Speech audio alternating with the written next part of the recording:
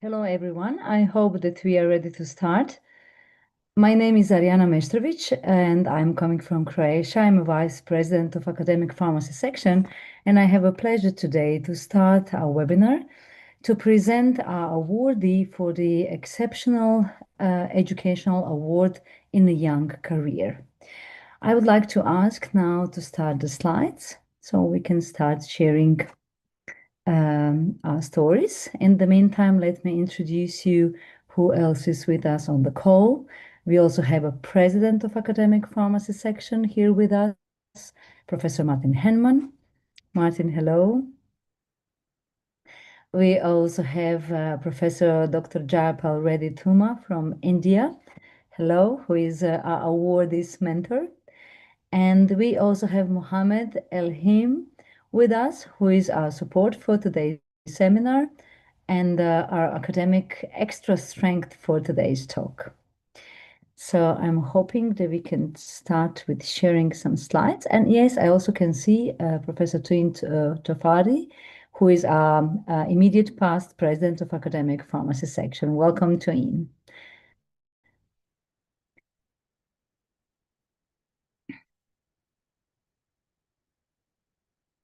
Great, we have some nice photos here. And once we start, just in the presentation mode. Perfect. So we have already introduced everyone except the main star of the webinar today. And we have today with us our dear colleague Praveen Devanandan, who is the head of pharmacy practice at St. Peter's Institute of Pharmaceutical Sciences in India. And at the very beginning, I have a pleasure to introduce a little bit more about Praveen to all of you, so you can know a little bit better about his background. Dr. Praveen Devanandan is an associate professor and head of St. Peter's Institute of Pharmaceutical Sciences in India. He completed his PharmD graduating as university gold medalist and earned his PhD with high commendation. Dr. Praveen has been recognized with several Best Paper and Oral Presentation awards for his research contributions. An accomplished academic and speaker, he has been invited to numerous international career leadership development events, and he is a recipient of prestigious scholarships and awards, including FIP Early Career Leadership Development Scholarship, Southeast Asia at the Brisbane Congress 2023, the FIP Tone Hook Scholarship for Young Leaders at the Cape Town 2024, and the FIP Early Career Recognition in Pharmaceutical Education Award in Copenhagen 2025. And this is what we are celebrating today. He is also the awardee of the FIP ECPG Professional Innovation Grant 2025 to be conferred in Montreal 2026. Dr. Devanandan actively contributes to the global pharmacy platform, serving as an observer in the SEER Farm Forum and a member of the academic pharmacy section, of course. He has published, imagine, over 100 research papers in peer-reviewed journals reflecting his sustained impact in pharmaceutical education and research. Please welcome me in virtual applause for congratulating our Dr. Praveen to receive this prestigious award. And we have some hearts as well. This is very nice. Praveen, it's my biggest pleasures, one of my biggest pleasures to introduce this award today and to introduce you to the international audience. I can see we have a very big number of people present today, more than 500 people around the world, and I would like to wish every and each one of you welcome to this webinar. Please put your heart into the thoughts that are going to bring you to the Praveen's story. And imagine your careers as well is important. Everything what we are doing every day in the practice is important. Either if it's research, if it's a science, if it's a practice dealing every day with the patients or maybe with the hospitals, it's important. And every single person actually deserves a recognition. So maybe not always awards will be presented on the big stages like for Dr. Praveen, but it's important to contribute. Dr. Praveen, welcome, and I hope you will enjoy your awardee talk today. We are ready to listen to your story, and later we will have an opportunity to interact with other participants of the panel and, of course, with the participants of the webinar. Enjoy. Thank you, Arijana. Thank you so much. And my sincerest thanks to the entire EXCO of Academic Pharmacy section and all panelists today, my mentor, my chairman, Mr. Jayapal Reddy sir, Professor Toyin Tofade, who's been an inspiration to me, Professor Henman, the president of Academic Pharmacy section, and yourself, Arijana. Thank you so much for organizing this webinar and giving me a platform to share my story, my view of what this award means to me and what this profession means to me. Sincerely thank everyone for this. At the outset, I personally believe none of the award or accolade is an individual, it is for only an individual contribution. It is always a teamwork. It is always the number of people who are involved with this. They are the reason we get to see these awards.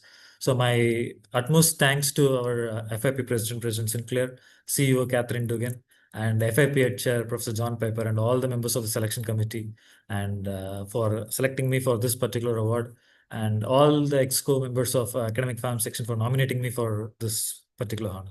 Thank you so much. So today, as a part of this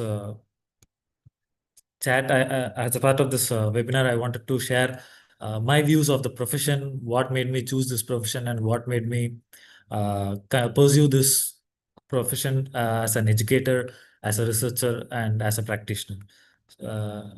So please let me know if my screen is moving. Is it sharing? Did I share my second slide?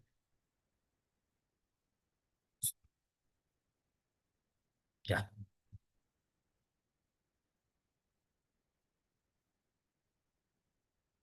So while I was preparing this particular presentation, I thought, what is the exact title that I should keep for this session? So I finalized it: Journey, Lessons, and Insights in Pharmacy Education. I'm going to talk about my journey, what are the lessons I learned, and what are the insights that can be carried out to others. So that is the basic plan of today's webinar. Why did I choose pharmacy? Is because I, right from my childhood, had a fascination towards science and healthcare. Wanted to be involved with the patients, wanted to look after patients, and that is what driven me to choose this particular profession as pharmacy. I started my pharmacy school at 2011. I have taken my PharmD program. By then, I was the third batch of PharmD program in my entire country. In India, we started this Doctor of Pharmacy program in 2008, where this clinical pharmacist role is being emphasized. Prior to that, we are a strong nation. We are still a strong nation in terms of industrial pharmacy and pharmaceutical sciences. The practice of pharmacy started making shape in 2008 with all support of leaders like my chairman, Mr. Jayapal Reddy sir, and other PCA members of the Pharmacy Council of India.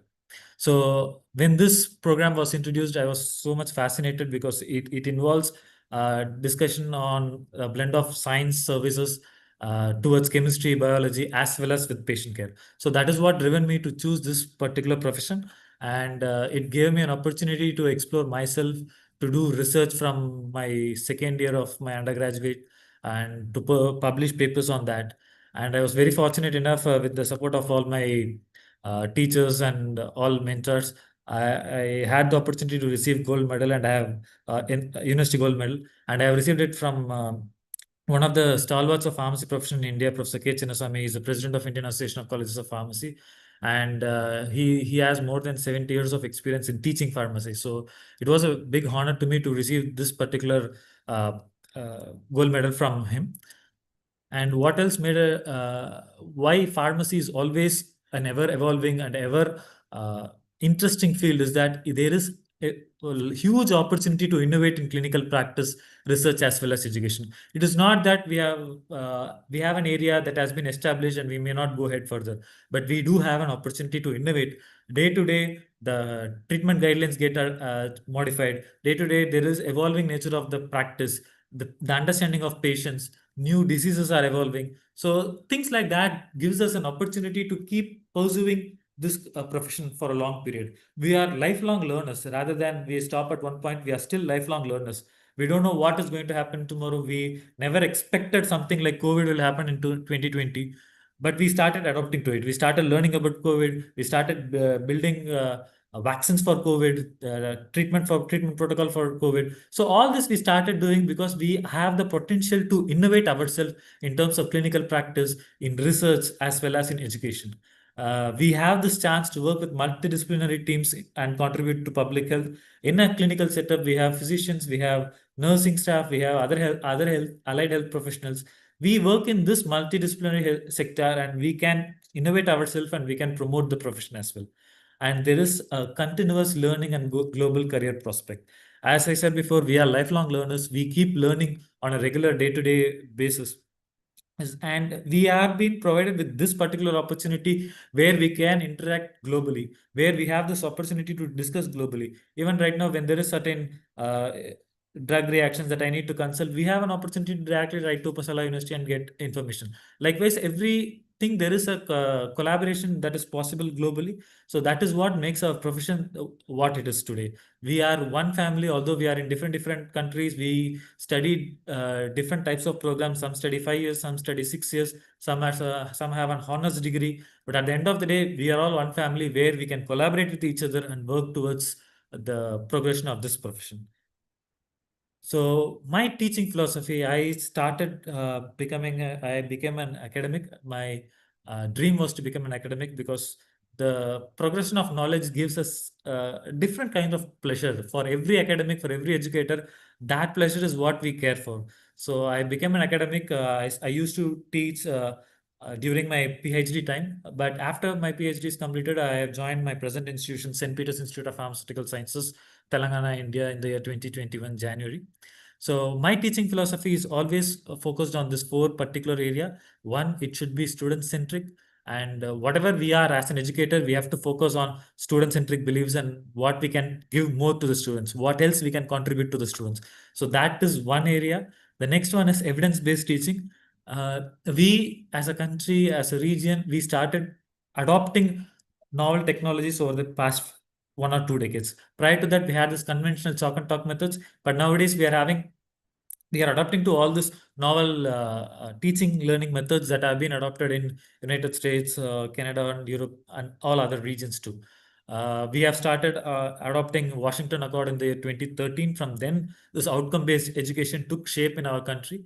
So this usage of techniques, various ICT techniques, various teaching learning processes is what gives us another pleasure to work on, to emphasize on. So that is one area. The other thing is, as an educator, it is our responsibility, primary responsibility, to look into a holistic development, not just imparting knowledge. We have this uh, opportunity, we have this great opportunity that other profession doesn't have, to build, to mold a career, to look into every aspect of the development of any student, pharmacy student that pursues our program. So we have look into holistic development of the student, and we have to encourage our student, and we have to be an example by our own being lifelong learners, because the profession evolves on a regular basis, and we should also keep evolving in that particular profession to make it great.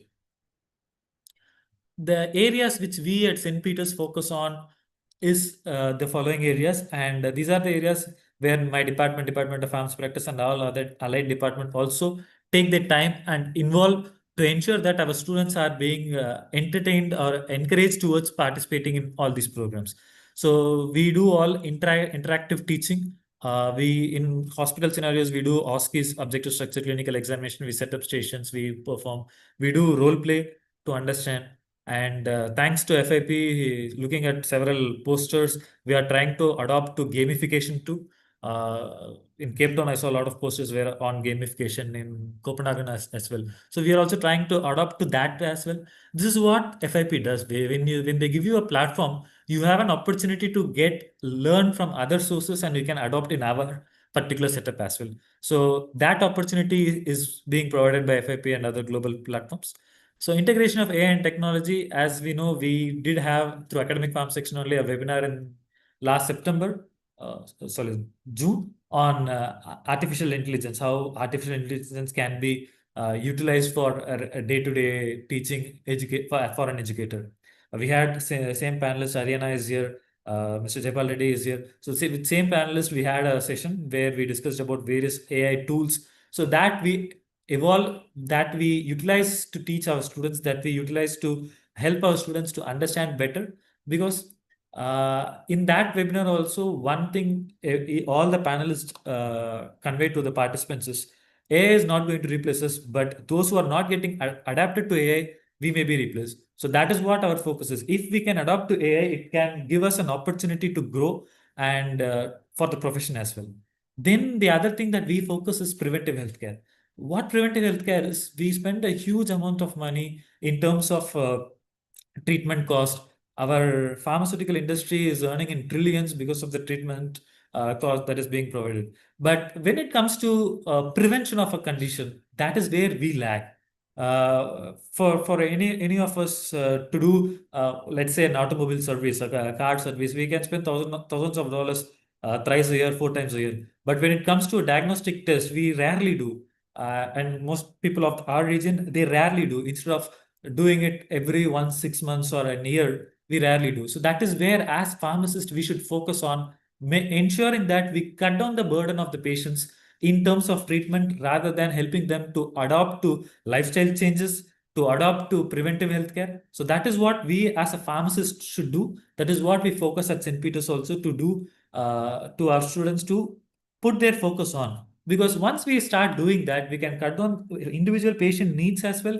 We can cut down our burden as well, in terms of clinical scenarios I'm talking about. Our burden as well. And also we can promote a positive health atmosphere that will give any society a growth. That is what we should focus on. The next thing that we focus here is on precision medicine and flexible manufacturing technologies. We talk about precision medicine a lot. We think we always say that each patient is an individual entity. We have to calculate a dose, or we have to design a dose into looking into the patient's need, their genetic makeup, genomic makeup, or whatever we do. We come and, for example, if we calculate and finalize a dose to be 591 mg, we don't have any any tablet formulation or injection formulation giving you exactly 591 mg. So that is where this flexible manufacturing technology should look at. That is what we should train our future generation to look at, where we think towards flexible manufacturing, where we can exactly point towards 591 mg if that is required. So that is how we should focus on. That is how we should train them on. Formulation experts or industry experts, they should work on that. As a clinical practitioner, my goal or our team goal would be to teaching precision medicine to ensuring that each patient gets exactly what they want rather than what is available. So that is what we have to focus on. And we have to focus on collaborative projects. So just because of the network that FIP has provided me, we have started a lot of collaborative projects with ECPG. With one project was from UK, one project was from Singapore. So these kind of collaborative projects are being taking place.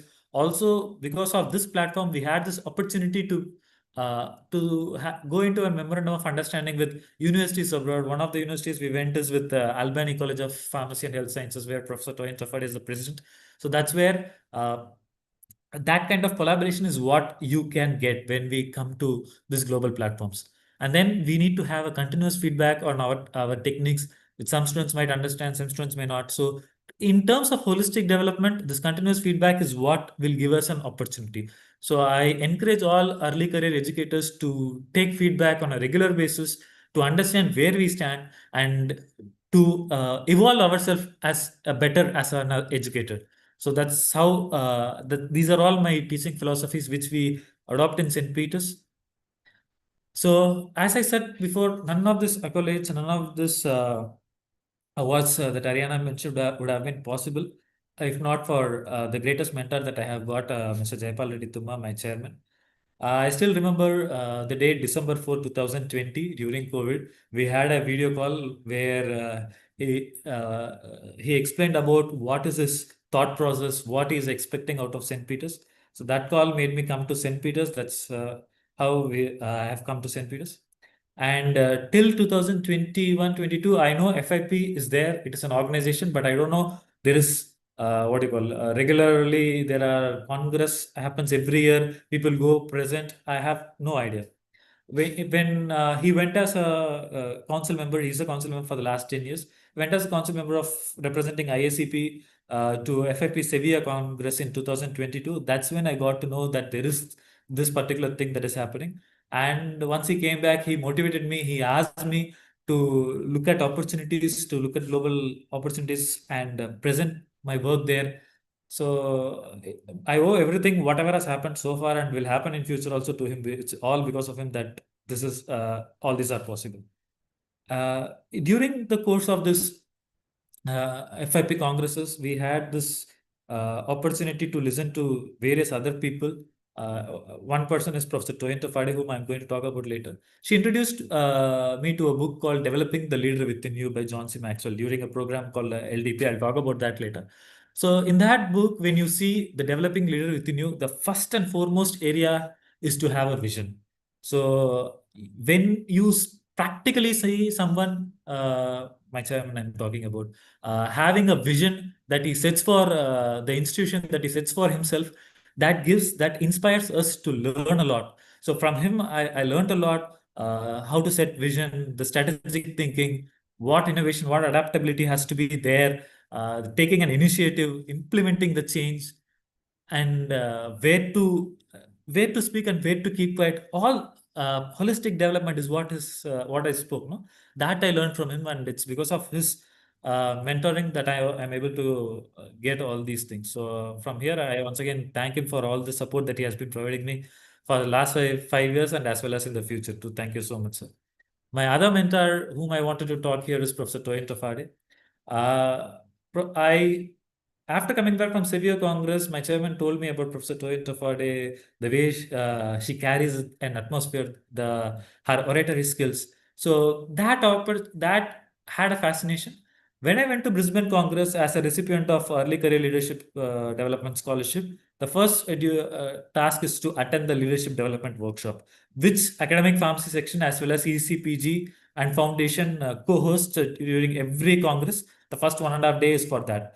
The greatest thing you get about the awards or the scholarships is you get a chance to listen to people like Professor Toyin Tafade. And the session I went, her session was the first session, and I still can't forget the way that she has carried out the entire session, her motivation. And then I had this long 11-month longitudinal program called Leadership Development Program, where every month we used to have different mentors who come, but we will be always looking forward for Professor Toyin whenever she comes and that interaction. And we also had an opportunity to meet at Cape Town. She came to India earlier this year and again during Copenhagen and many more in the future too. She's been a wonderful mentor and one of the greatest orators that you can see, the way that she can carry out an audience. So from her, I learned a lot about what is the importance of mentorship, how global perspective is, what professionalism is, and the book she suggested. She has suggested a few more books too, gave us an idea, opportunity to grow as a leaders. Because I quote her too. Each of us is a leader within ourselves. It is how we bring it out. So that bringing we require mentors. That is what I wanted to emphasize here. So thank you, Professor Toyin, for all the support that you have provided me. The next person that I wanted to talk here is Arijana, the Vice President of Academic Pharmacy Section. She's a superstar, to put into simple words. She can sway any audience the way that she speaks, the way that she carries out a session.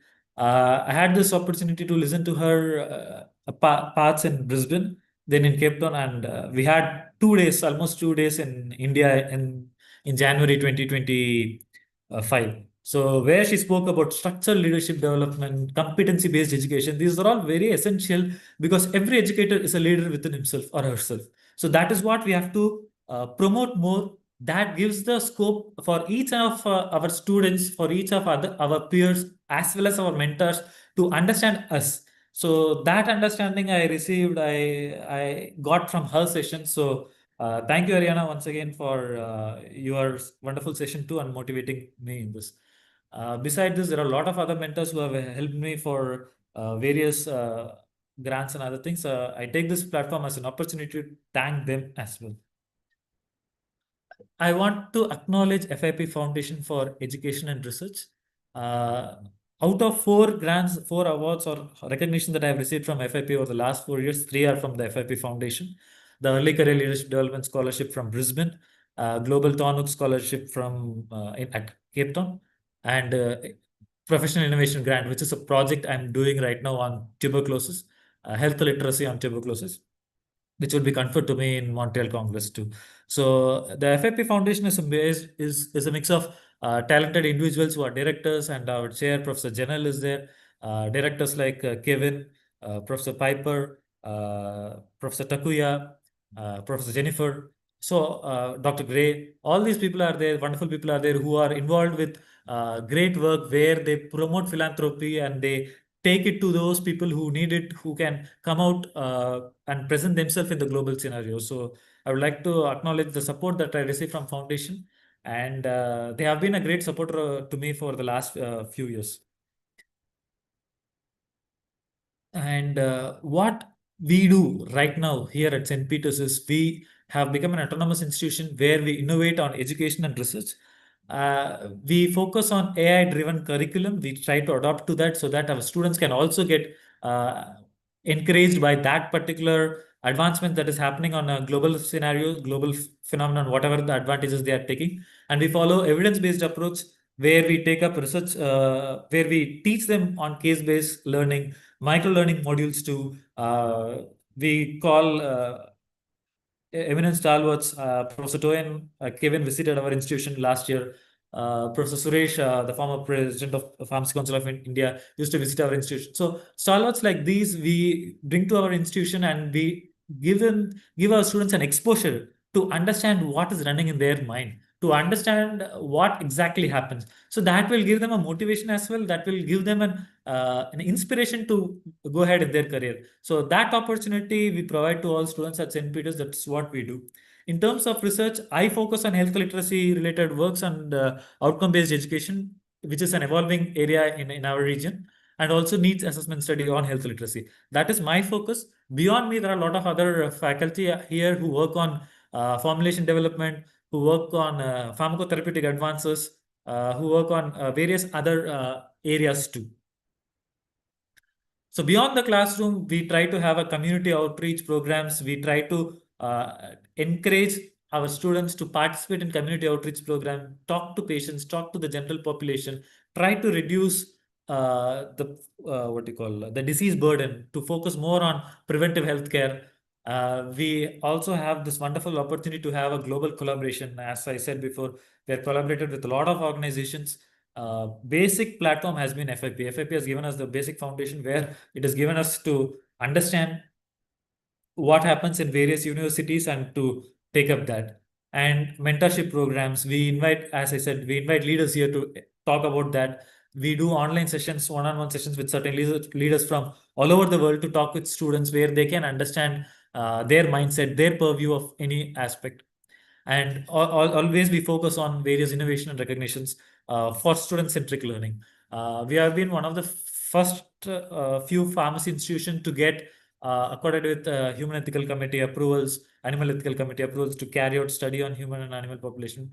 And we are a residing office for ADR monitoring center, where any ADR we can report directly to the Indian Pharmaceutical Commission and as well as WHO's Uppsala Monitoring Center. So that process is also we are doing.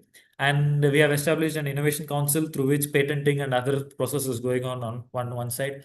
We have developed 8 student-centric leadership clubs where students focus. Entire thing is about students. They lead, they carry out activities, they perform.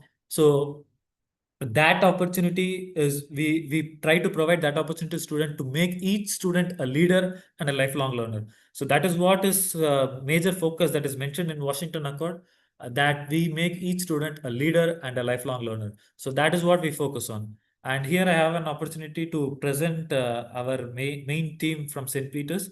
Our principal, Dr. Rajshri, Ms. Manushree, who has been a great source of support to me, who always wanted, even during Brisbane Congress, they were telling that I should go onto the dais and receive something during Cape Town Congress. So it's because of their motivation and support that this is also possible. And Dr. Ranadir, who has been my biggest strength of support for the last 15, 16 years, right from my days I started my pharmacy school. So I wanted to acknowledge them too for their support.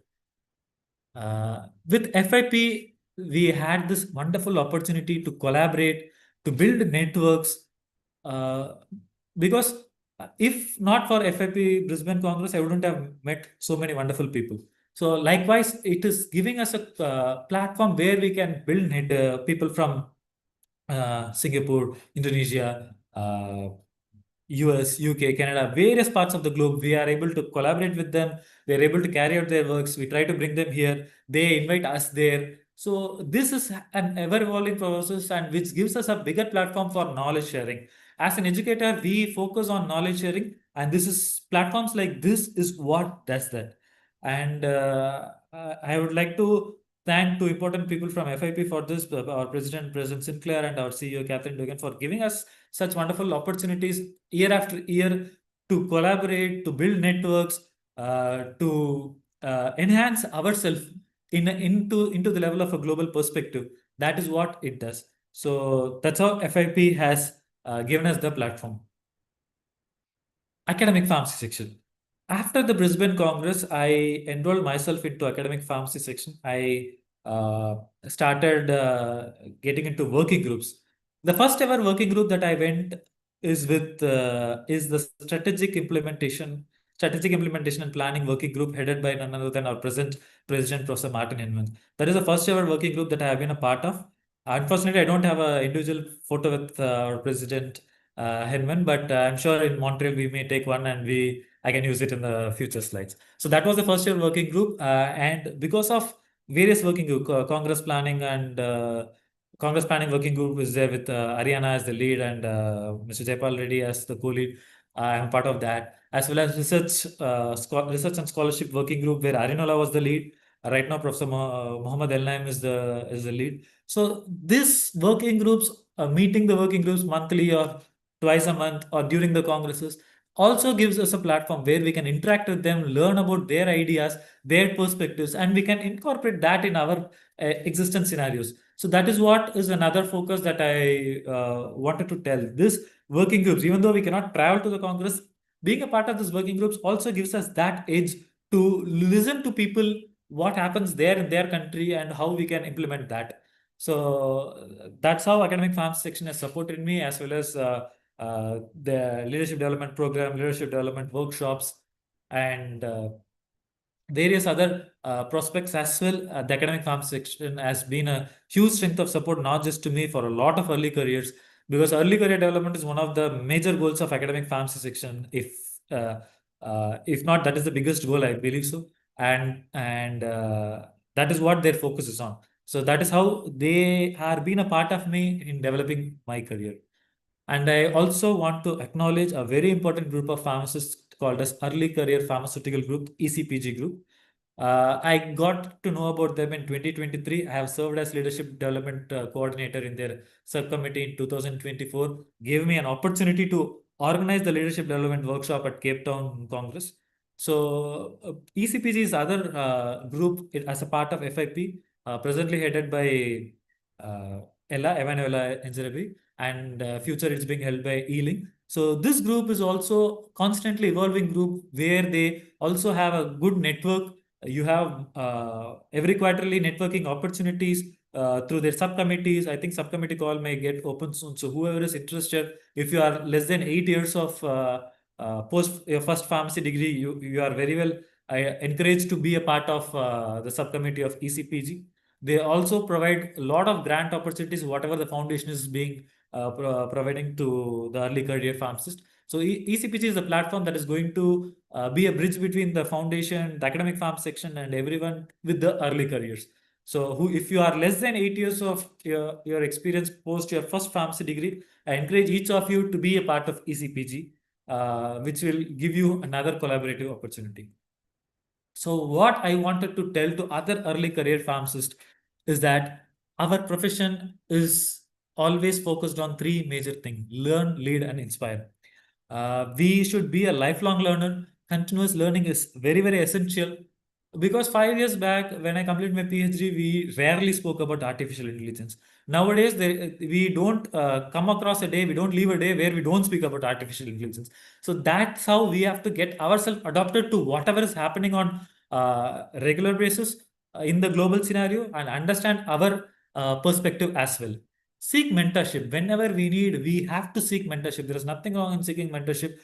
My four recognitions, and as well as there are some other recognitions too, are all because of my mentors. So seek mentorship whenever it is required. There may be a scenario where you might seek, it's good. You can seek mentorship. You can talk about our profession, our leaders, in academic farm section as well as in FIP, they will be always welcoming you with open arms whenever you seek something from them. They will be ready to impart their knowledge. So seek mentorship. That's how we will grow and innovate fearlessly, learn about new teaching methods, understand what happens in globally, because we may be following one kind of conventional teaching. Look at what happens in other universities in your region. Look at what happens in your country. Look at what happens globally. So all these things you can adopt. You can try in your scenario as well. If it works out well, it's well and good. You can carry on with that. As a researcher, you can think that you can do a research work on that teaching methodology as well and publish. So think there is no end to our thought process. So we have to keep thinking, we have to keep innovating with whatever is happening, whatever small opportunity that is being provided to us. That gives us a platform to grow a lot. And always focus on impact. What kind of impact we can do as an educator? Because we, as an educator, our goal is to have an holistic development on students. So always think about that impact, what you can give towards student. Ultimately, if we start giving that, recognitions do follow us. So if uh, what do you call, if a recognition doesn't come, it is not the end point. We have to keep innovating ourselves. We have to keep providing the impact that we are doing ourselves. That will give us an opportunity to what do you call, get towards the recognition.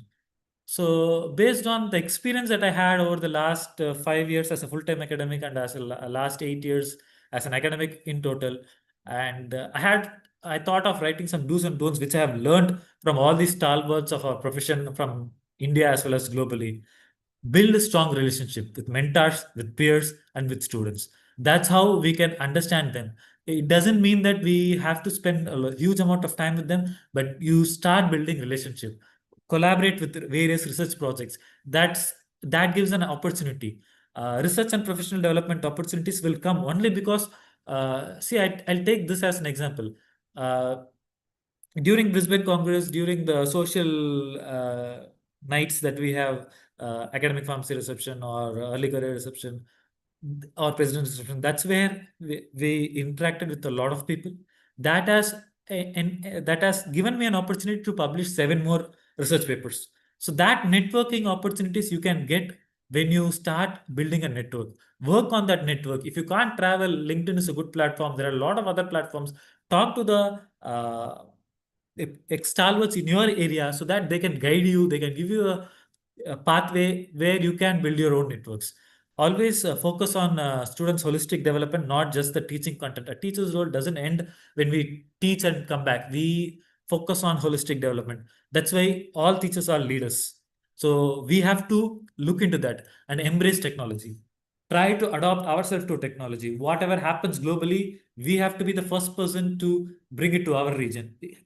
Go with that goal and try to adopt whatever technology that is being there. Don't never get discouraged by failures or rejections. It happens, it happens. We have another opportunity. We definitely get another opportunity. There are a lot of failures I faced in my life. There are a lot of because of those failures, it made me understand what we can do next time. So we have to take that as a scenario. Don't worry about failures. Don't isolate yourself from professional network. As I said priorly, also build a network and don't stick rigidly to one particular thought process. Flexibility is key in terms of research, in terms of educating, in terms of leading, in terms of sciences. So everywhere you have to try to have a flexibility and don't never ever lose sight of ethics. Build up professionalism, maintain a professional relationship with all peers as well as mentors. That is what is going to give us a broader picture, a broader understanding of what happens. People will start recognizing us once we try to start recognizing their merit in our lives. So we have to put the efforts to build that networks, to build that mentoring experience. So always be flexible, try to understand, and that's the only thing that I would like to tell my future early career educators as well as students too. We have a lot of opportunities. If we work with a focus, if we have good mentors, we can reach to whatever our target is. At the end of the day, thank you very much for giving me this particular opportunity to talk about my the award experience as well as my entire journey. And thanks to all the panelists too. Thank you, Ariana, for chairing this session. Thank you. Thank you. It was wonderful to listen to you, Dr. Praveen. I'm sure you have warmed many, many hearts today. I was personally enjoying because I just followed you on a very, very small part of your journey. But what I really like about your talk was encouragement not to stop when you fail. And they say if they say no to you, it means actually next opportunity. So your resilience, I think, for the 21st century and pharmacy is extremely important. Congratulations. Thank you for giving the speech today. Thank you, Ariana.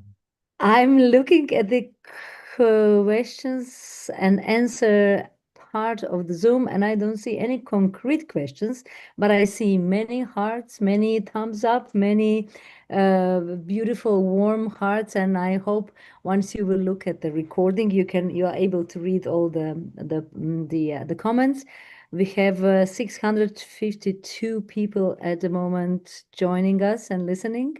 So I think with this, I will ask first your first mentor, and it seems the most important one, Dr. Jayapal. I can see his smile, and he's very proud of you. But Jayapal, would you be kind to share your initial thoughts? This is a special day for you as well, right? Yes, of course. So, more importantly, if we talk about Praveen's journey, uh, because I've seen many youngsters, because as an educator, my purpose is encouraging all youngsters. And I see very few people getting into taking advantage of those things. And Praveen is something where I think our interview has taken, once I spoke about my vision, my thoughts, as he was mentioning with date. Uh, when I told everything, I think our meeting ended in 1 minute.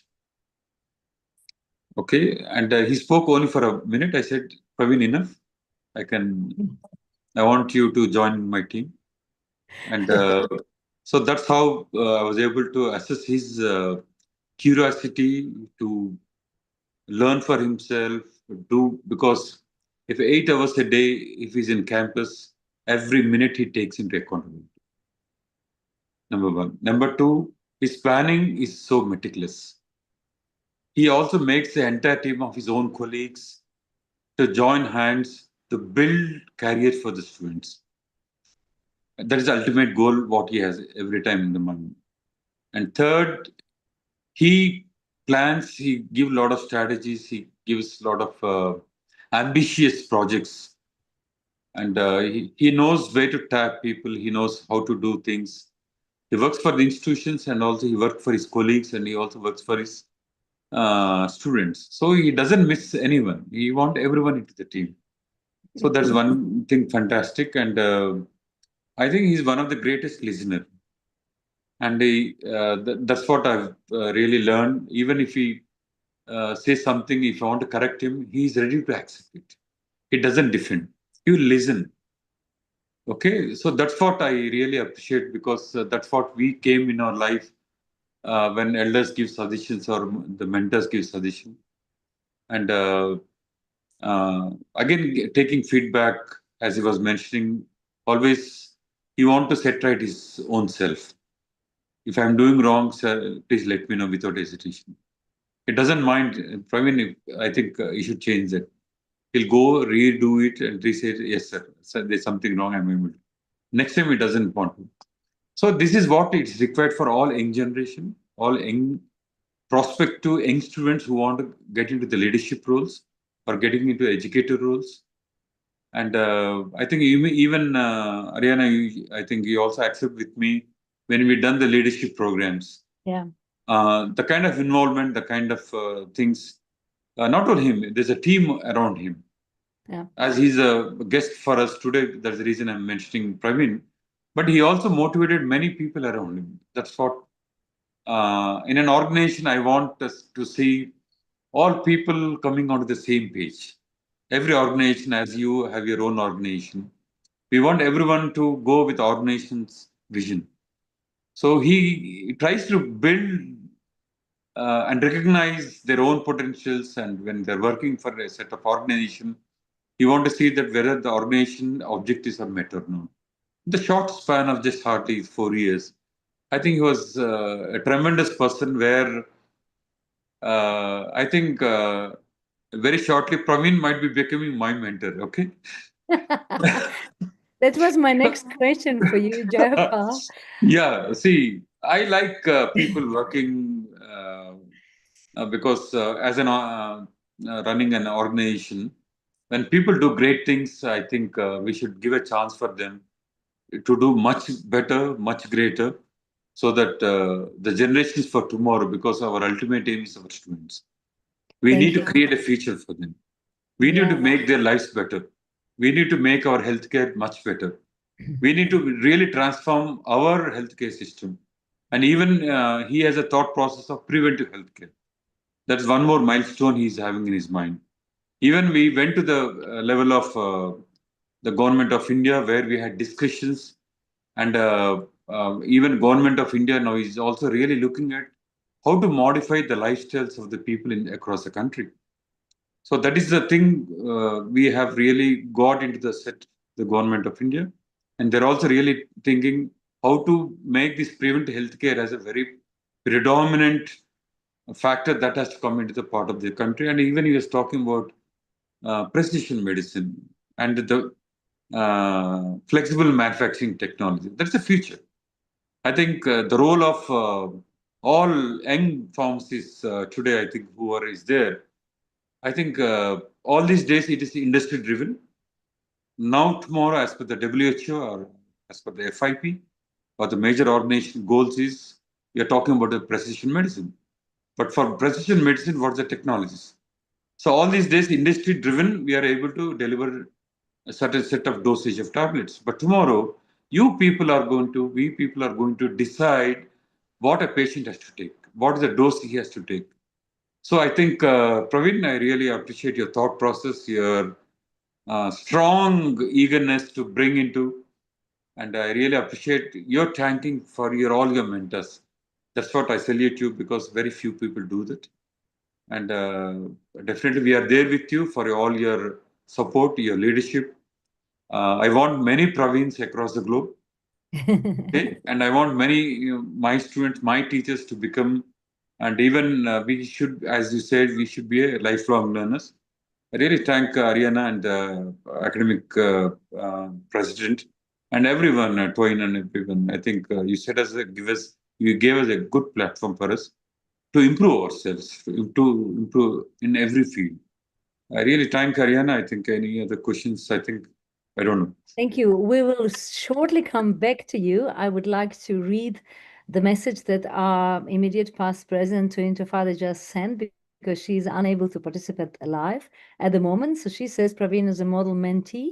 His excellent humility and practice of lifelong learning is impressive. He has accomplished so much at a young age and will do greater things with this attitude to approach the profession, servant leadership, collaboration, collegiality and service to the profession. Excellent job, sir. We are so proud of you. I'm so grateful to know you. Please keep up the great work. So it's wonderful to have these opportunities to talk to each other.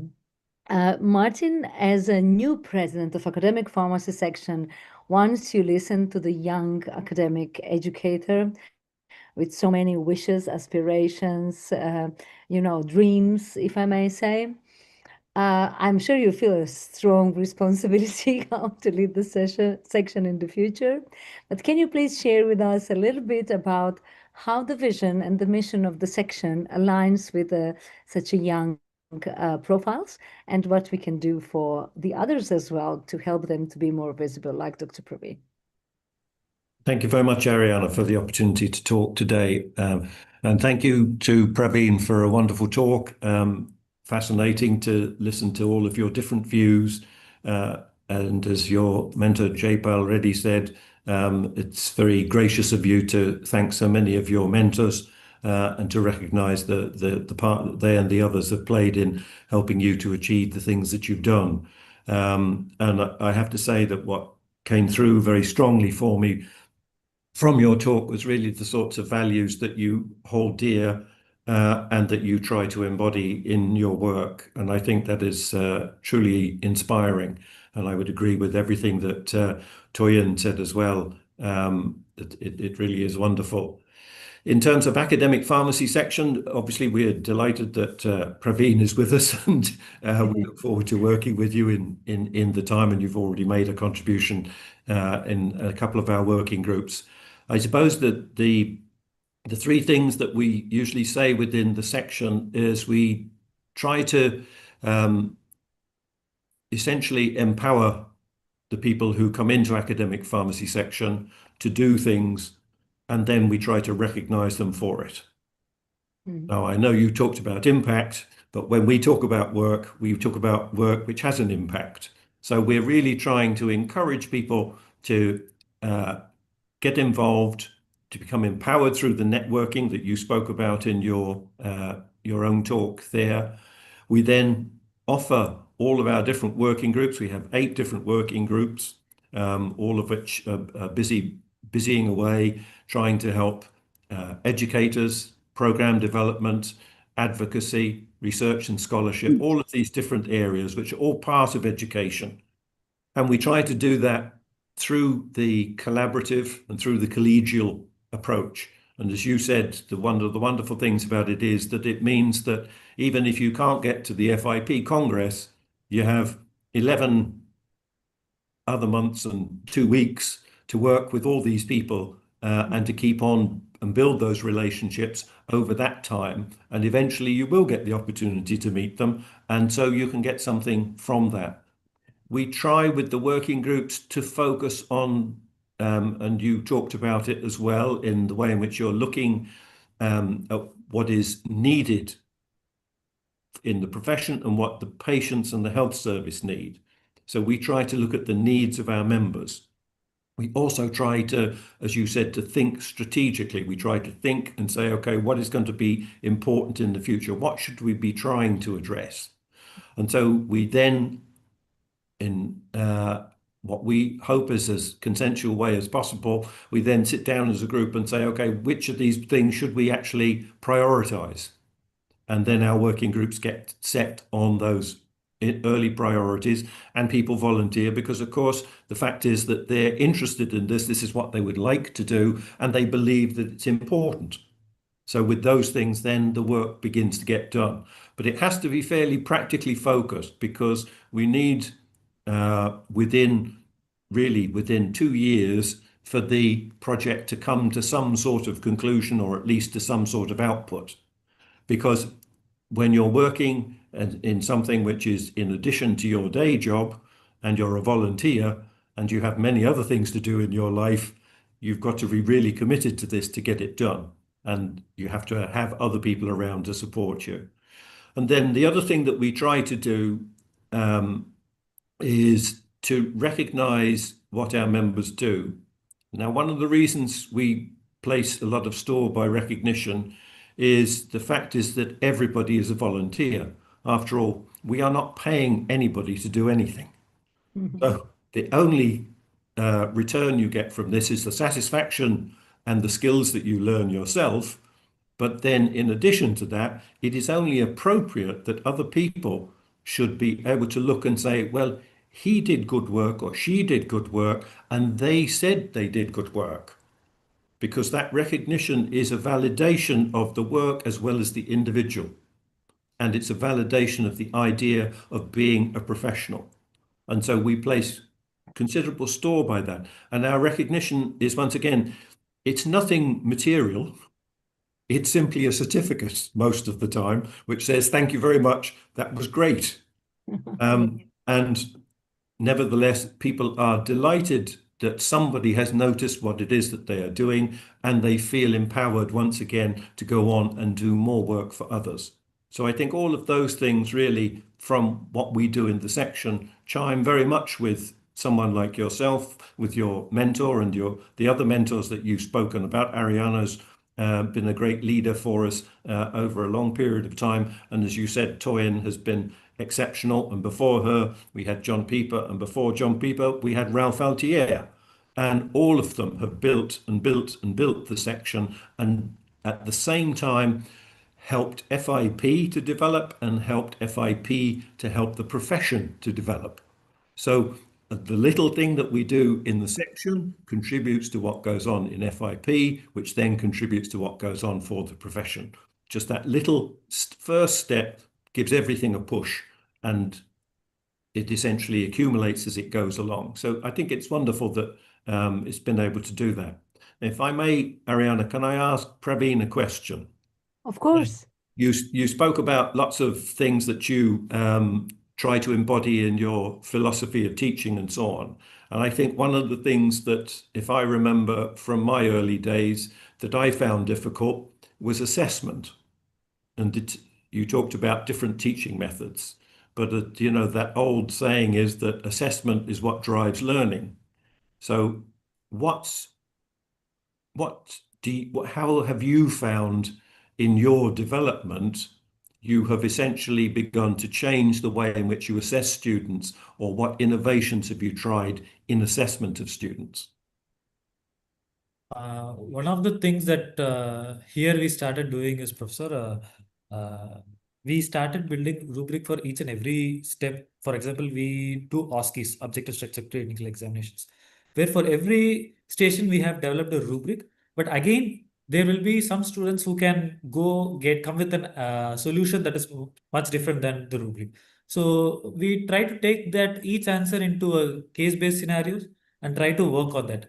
As you said, assessment is one of the crucial part of any teaching learning method, and that's where we generally spend a lot of time rather than this part, because each student can come up with a solution. There can be multiple solutions too for certain scenarios, certain cases. So we try to build rubric, but still, even though if it is beyond that, we have to consider on a case basis. That's what we are doing. Thank you. I believe assessing knowledge is probably the most simple thing with a quiz or with a test of knowledge. But Martin was so nicely saying about volunteering culture that we still need to keep up on going with in the 21st century. So if I may ask you also, Praveen, how do you see as a young leader, what does it mean to you to be a volunteer? Because many of us are trying to volunteer, and for many, many years now, sometimes, you know, you feel, oh my goodness, it's so late in the evening or so early in the morning, and I have so many other things to do. And now I've committed to do something for the Federation, for example. And also, I hope I'm not too strict if I say that I've seen many people saying, what's in it for me? What can I gain from what I'm doing for the Federation? But what's in it for you in a volunteering mode? And maybe additional question, if you will have now younger colleague and you want to recruit him for some project, what would be your assessment of willingness to volunteering to that young colleague from your own perspective? From my perspective, volunteering actually gives us an opportunity to know people, to get to know people, their mindset on how they carry out the work or what they do for the work, because we learn a lot. Even being a part of all this working group, we learn a lot. What is in your Congress planning working group? Let me take an example. Based on the ideas that they generate, the number of proposals come every year, the different ideas they come up within a year, they discuss that. That is actually a chance to learn. As I said, we are lifelong learners, a chance to learn a lot. So even though it is late night, we should see it as an opportunity to grow, opportunity to learn, so that we can utilize that knowledge which we gain to our student, our region. That is what should be in it for anybody who volunteers. That is what should drive them to be a part of it. And for anybody who wishes to volunteer in a project that is with me, the one thing that I focus on, whether their goals, their objectives are in line with the institution's goals or the project's goals. if they are ready to do that, rather than thinking about what is in it for them, whether their name will be coming first or their name will be coming second, that may not be a correct approach. If their contributions are more, obviously their name will be first. So their thought process towards the goal of the project is what will define any volunteer to be part of it. Thank you. Jayapal, can I ask you now, as a mentor of Praveen, what did you learn already from him? What is there any lesson or any little story that you can share? What Praveen did, and you said, maybe I can use this in the future. See, one thing I saw, or when I talked to him, or he messaged me, sir, I want free time to discuss something. Means I should have no one around me. It can be on mobile or whatever it is. He always thinks on out of the box thinking. So suddenly, definitely, out of 10 times, 7 times, he brings in a new thing for me. Okay, so that is one thing special. Always Praveen comes with an idea, and he also always thinks about his colleagues or institution. Some certain things I'm telling you. To make institution to grow and accolades and the approvals or accreditations in his shortest span, where certain times I did not have guts to get into that because there's a lot of investment. But he said, sir, I'll do it. I'll see that, I'll prove it, I will execute it. So very few people you find nowadays on the planet to say those words. And I don't know, some last question you asked me. I ask you, did you see any kind of behavior or move from Praveen that you want to use for yourself in the future? Yeah, that's what. One thing is his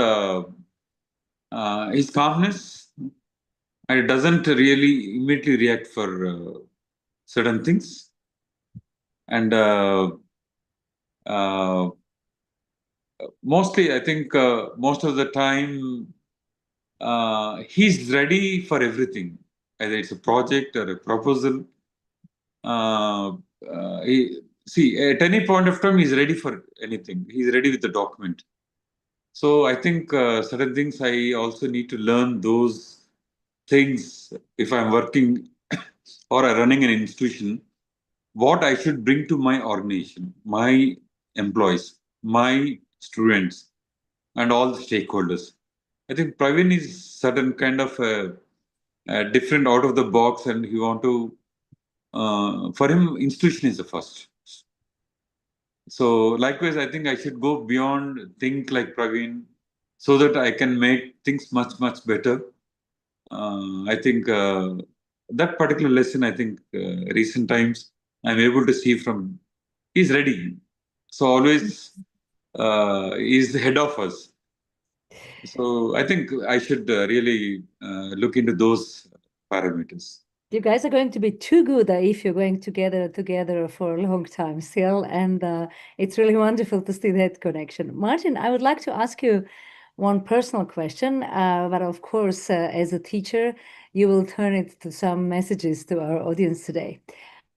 We always say we always need to have mentors. Doesn't matter how experienced we already are, no matter in what kind of age we are, maybe we are even retired, like yourself in a way. So tell me, do you still have a mentor? And if yes, why do you need mentors still at this very mature stage of your career and life? So would you share with us how to grow to be a mentee and how to maybe keep that wish to still learn no matter how big experience is behind us already? Thank you, Arijana. That's a very interesting question. One could almost say a provocative question, really. It is. Very delicate line for the audience to tell them how incredibly old I am. But anyway. Do I still have a mentor? In a way, yes. but in the way in which we've spoken about it today, no, because much as one of the other things that Praveen has been talking about is learning from others. And you can learn from others, and I can see them in a way as being a good example for me, and if you like, a mentor, but I don't necessarily, they don't know that I think of them as a mentor. I'm sure. And so really that's what I tend to do most of the time at the moment. However, there are occasions when I have one-to-one conversations with people, and as Praveen says, FIP Congress is a great place to do that. And you can find somebody and get them to come with you for a cup of coffee, and then you can sit down and talk about something which is not necessarily difficult, but something which you feel you need to explore more, and that maybe what I'm always concerned about is maybe I only have one view of something, and I need somebody else's view to either verify for me that my view is not out of line, but also to give me any other perspectives, which perhaps the people that I'm working with, or the people I'm trying to influence, or the audience that I'm going to speak to, that they will see that. So that's really the way in which I do it. Why do I need them? Well, because as Praveen says, we never stop learning. I didn't set out to become president of this section, and it only really happened in the last while. So when I was first in academic pharmacy section, it never crossed my mind at all. I wasn't thinking about it.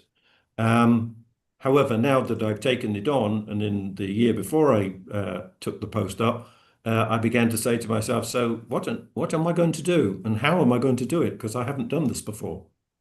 So therefore, I needed to learn. There have been some people around you who are trying to encourage you. Is that right? There are people around me who encourage me. Yes, there are. You were one of them, and many of my other colleagues in the Exco, and the previous colleagues in the Exco as well. But I think Toyin said in the chat there that Praveen is humble, and I think humility is extremely important. I didn't, just because people were encouraging me to stand and become president, didn't mean that therefore I was qualified to do it. It meant that they thought I could manage it. But in order to do it well, that's a completely different story. I have to do a lot better than just manage. So that's really what I need to do. And so therefore, yes, I need other examples. I need to listen and watch other people and see how they do things. And sometimes I need to talk to them and get their advice, or just get them to tell me how they see things, so that I can learn from that, and it will help me in what I do. Therefore, my question was not meant to be provocative, but because I know the way you're working, and I know that your way of communicating with others, even you're a great leader already for many, many years, you're still open to learn, and you're still open to collaborate. I think today's story about Praveen is a final proof that we can be successful only if we have good collaborators, good people around us.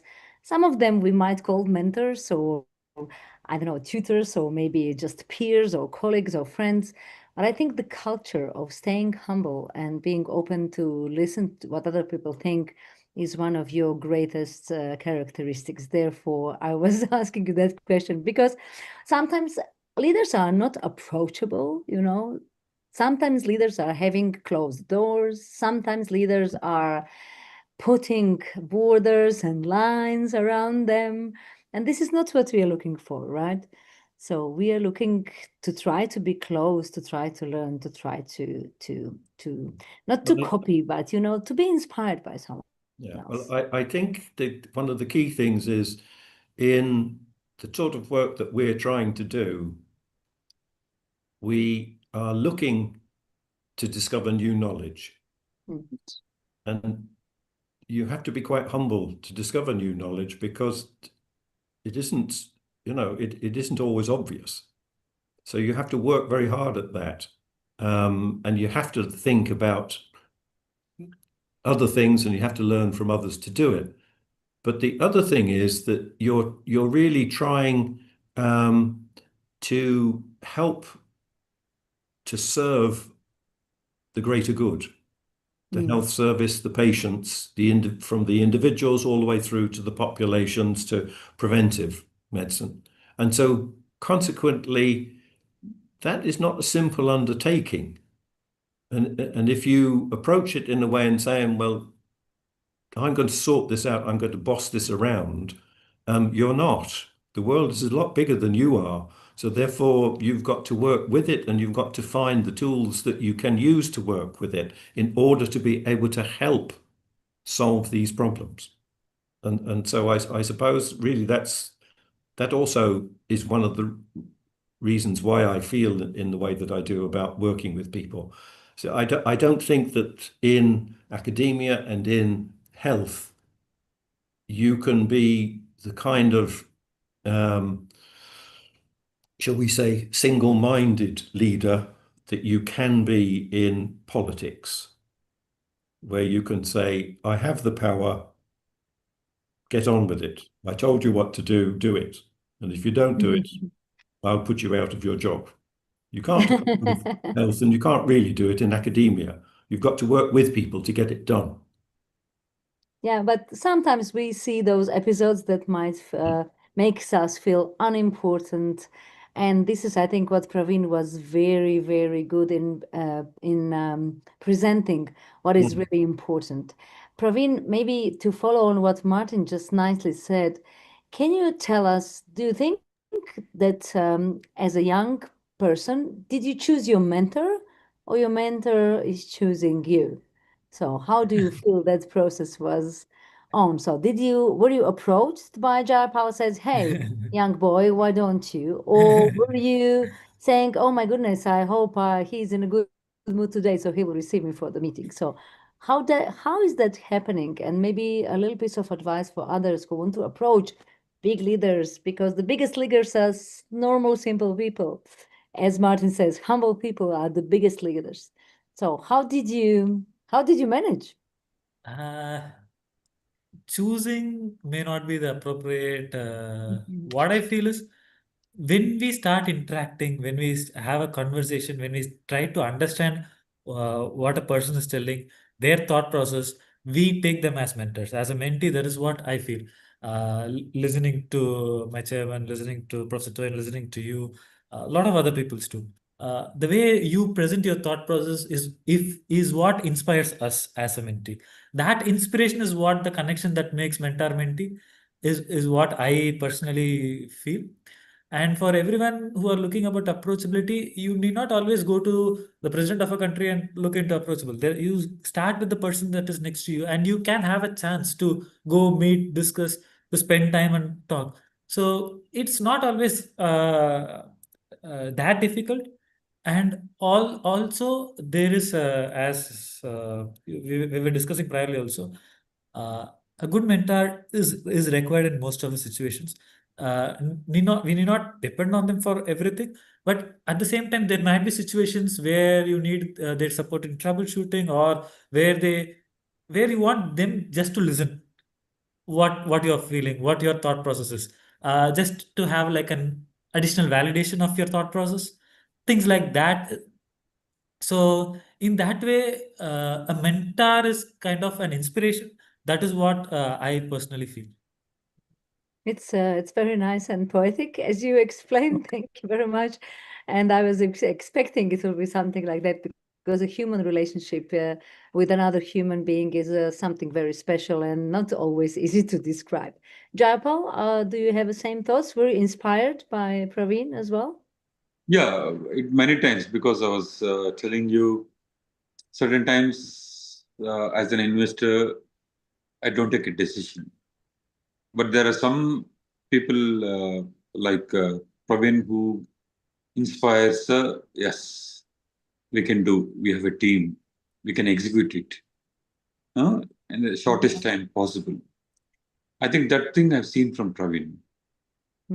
Definitely, there's an inspiration for me to go forward and do better things. for the organization. So definitely, I think I endorse Praveen as one of the inspiring personality. I think it's nice that we have stopped the time today for 90 minutes to celebrate each other's support and each other's mentorship and friendship, I may say, among all of you. It's time to conclude slowly, and I will ask you for your final thoughts. It will be, again, a little bit provocative. I hope not too much. But Praveen, if you are the chairman of the committee for the next educational award, what characteristics of an educator are you looking for to be awarded today? And the same question for Martin and Jack as well. The basic characteristic, what I would look is, as I was discussing, education doesn't stop with a degree. If there is an eagerness to be a lifelong learner, to continue learning, to gain newer skills towards learning, teaching learning process, that is one important characteristic. Number two, how much of the impact that this person can give on the student, because student diaspora is the biggest diaspora for us, where as an educator we need to reach to. So how much of an impact that this person can give onto his students first, that can go towards the region and country and globally next level. But at least towards his students, the impact that the person wants to give. So these two things and leadership qualities, these three things are what I feel is very, very essential for any educator to be successful. And for the incoming recipient as well, I believe this can be important. Yeah, the incoming one is a senior one, so I'm So, guessing in 3 years maybe. that person will have lots of those things developed. But still, Martin, what are your thoughts? What is the qualification of an educator to be recognized among colleagues, and why? Once again, it is a provocative question, Arijana, and it's quite a difficult one to answer I know. because Sorry. there are, in some respects, education is such a broad area. There are lots of ways in which you can make a significant contribution. And that's really one of the interesting things. And when you combine it with pharmacy and with healthcare, you then have even more that it's feasible for you to do. I think it really does come back to this issue of someone who is always trying to develop, always trying to learn, is working with others, builds essentially networks or groups which were not there before, partly because of what they choose to do, but also as to how they do it. So the way in which they work with others. And then I suppose really the other key thing is that the types of things that they do are not only interesting, but they are serving particular groups. They are serving needs which have not been addressed before. Because if we don't try to work to address needs which are not being dealt with at the moment, we will not get to grips with the problems that we have.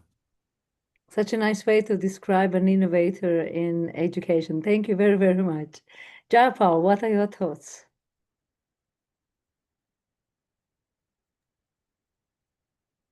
Yeah, I think impact is one of the most important aspect when we want to really look into that particular aspect. Second one is it's not stop with you.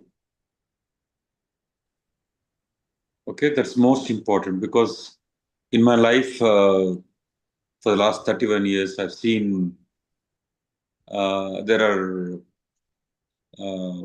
educators where they do it for themselves and they never try to share it with others. I think the character and the integrity of that particular award when we are going to choose, I think we should look at the holistic nature of that particular individual, because when we are awarding someone means that awardee should be in a position to give the fragrance across his network. It's not that for one individual, it is for the person who has to really make it, the grace has to go to his network so that all are encouraged, motivated, and they also develop.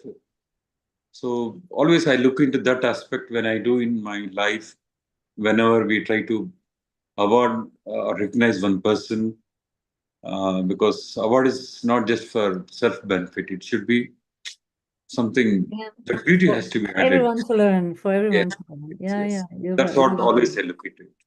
Yeah. Thank you very much. I would like to sincerely thank you first, FIP headquarters, to organize this webinar.